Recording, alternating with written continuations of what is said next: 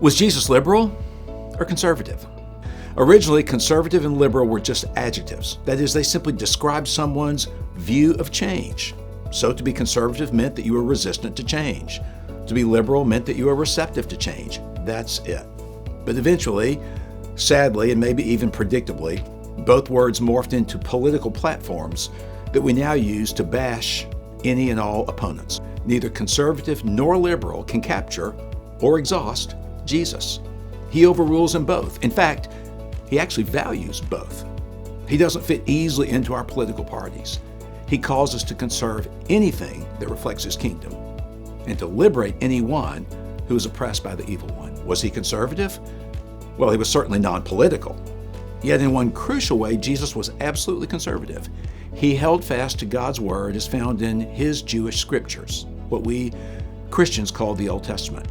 In his Sermon on the Mount, found in Matthew 5, 6, and 7, he exclaimed at the very beginning, "Do not think that I've come to abolish the law or the prophets. I've not come to abolish them, but to fulfill them." Now, it's true that immediately after that sentence, he said, and I'm going to paraphrase this, "The Old Covenant says one thing, I'm correcting it right here and now. I am saying something deeper."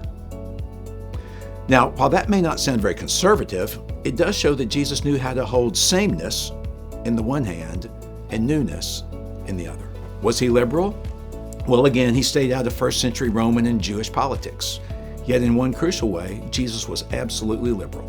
He sought to free, to liberate all those who are routinely bound by man-made religious rules. That's why he ate with tax gatherers and talked with immoral women and healed on the Sabbath and let a woman with an unclean illness touch him without reproach. Now let me put all my cards on the table.